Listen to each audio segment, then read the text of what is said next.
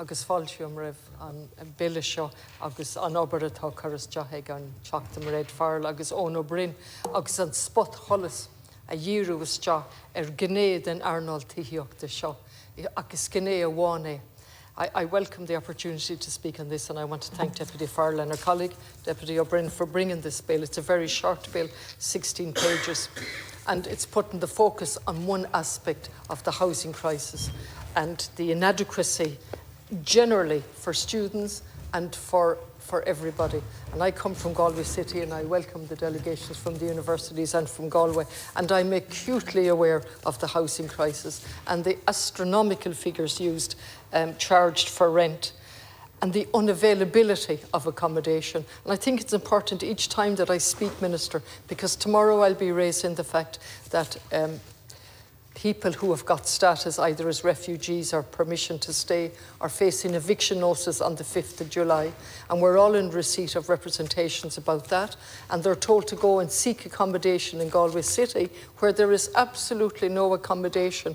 And I think, Minister, it's important to grasp this in relation to the HAP scheme. They're being told to go on the housing waiting list, which they're waiting 20 years without exaggeration, and then they're told to access a HAP property, and there are no properties available under the HAP scheme, under discretionary rates or otherwise, and we know that from the quarterly reports from the Simon community.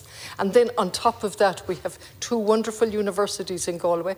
We're about to get a campus for post-leaving certs. And all of this is a welcome and very welcome addition to Galway, but a massive housing crisis. And so I welcome this, that's putting an emphasis on very, very basic stuff. But I'll come back to some of my difficulties generally. And the bill seeks reasonable access to a kitchen, to a bathroom and a garden, basic stuff. Permission to lock a bedroom, absolutely basic stuff. Notice periods, absolutely basic stuff. And then the use of the Residential Tenancy Board, which I have a little difficulty with, but that's something that can be worked out. That's in relation to tenants' disputes, landlord and tenants. And this is not a landlord and tenant situation. This is where a house owner opens up their house, albeit there must be protections for both sides and for the students. And I think that's what this bill is seeking to do. But it is not a landlord situation or a tenant situation. It's a licensor and licensee. And I'm not using those words just to be difficult, but it's a completely different situation. And so we have a rent-a-room which has been there since 2001, 23 years now. And in theory, it was wonderful. For the first time, somebody that had a house could rent out a room and get extra income that wasn't taxed. And I thought it was a wonderful concept because it was putting emphasis on ordinary people. And belatedly then, we allowed local authority houses to participate in that scheme, which was belatedly done. But a wonderful thing as well, that somebody that was a tenant of the local authority could access extra income that wasn't taxed. And I understand that's going to be extended to the voluntary houses as well, the voluntary housing bodies. And I welcome all of that. But it was never intended to sort out the housing crisis. It was an additional thing that allowed people earn an extra few pence. And in my experience, that was the first time that ordinary people were benefiting. And now we're in a situation where the students, because of the crisis, more and more have to rely on this. And we have crazy prices being sought for rent-a-room. And we have the stories from both sides and the anecdotes from both sides. And all of the time this has happened because successive governments, and this government has continued with it, has absolutely made housing into a product to be bought and sold on the open market. And then they've done that with student accommodation as well, with all of the horrible things that those people who are there to make a profit have done, including restricting the number of months in the year where you can rent it and telling students to get out. So here we are looking at this aspect, and it's very welcome that we're looking at it.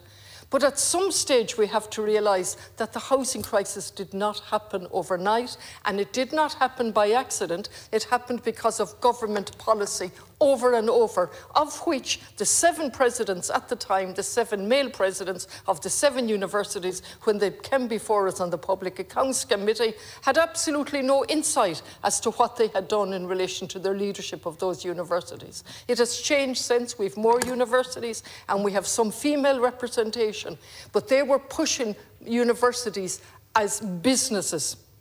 They were seeking out to get as much money as possible for certain subjects and not others, and all of the time putting the problem of student accommodation, and I don't see students as a problem. They were always an integral part of the city in Galway, always. But the problem of housing for them was shoved onto the city of Galway as in other cities. And the University of Galway, which had a foundation, I don't know what it is now because I don't sit on the Public Accounts Committee, had a 64 million euro in a foundation. Goldman Sachs on a Coca-Cola, on a board in Galway and a board in New York. Building and building under that foundation and no student accommodation. And all of the time government policies were pushing bigger and bigger companies to produce student accommodation on a massive profit basis, and that hasn't changed. And I have a whole series of questions that I have tabled repeatedly to your predecessor, who's now the Taoiseach, in relation to on what basis are we helping companies to build student accommodation. And it all seems to be on a private basis, on a lease basis. We'll give out maximum public money to a company, and companies that are getting bigger and bigger, to build student accommodation wherever they see fit, not related to the nearness to the college, on a profit basis, and lease it back. Now, I would have thought if we learned anything, A, from the housing crisis, B, from COVID, and 3, from the transformational change that we need after COVID, it's that the universities would all build accommodation that they own so that they'll have control over the rent and reasonable rent.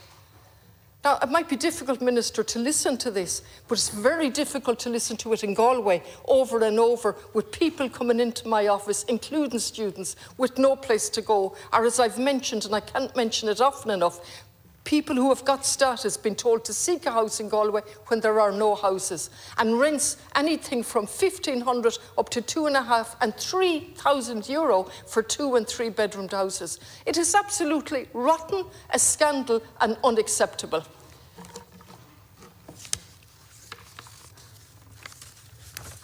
I went and visited a certain department in the new university in Galway last week, or 2 weeks ago, and I was very impressed with the potential that's there in relation to it. But I asked about student accommodation. No student accommodation. No plans for student accommodation on site. Going back in my time, there was the Corrib Great Southern. Deputy Farrell is very familiar with it in relation to a demolition order. That should have been acquired by the GMIT, which it was called then. That was one possible way to solve part of the housing crisis in Galway, right beside the GMIT. And what happened, Minister? It was sold off, and sold off again at very low prices, when the state should have acquired that, right beside the GMIT. Now it's demolished and we're waiting for the owners to put something on it. A standing hotel that remained empty for years. The same thing exactly with what I still call the university in Galway. And we're in trouble for not correcting, using the right name. So we get zoned in on little things like names, and we ignore the blatant problem that's created by successive governments in relation to free market thrives. And when the market doesn't, we will support it every way we can. So in addition to this bill, and I welcome that you're not opposing it and you're going to look at it, and I do see some difficulties in relation to the concepts, to the working out of it, but the concept behind it, to protect both the owner of the house and the student, absolutely we need those protections. How we do it, I'm open to seeing that debated at committee. But the bigger problem of the housing crisis can never be solved in the manner that you're doing it, because you're embedded and married to the market and don't see the need for transformative action with public housing, student accommodation on public land. Thanks.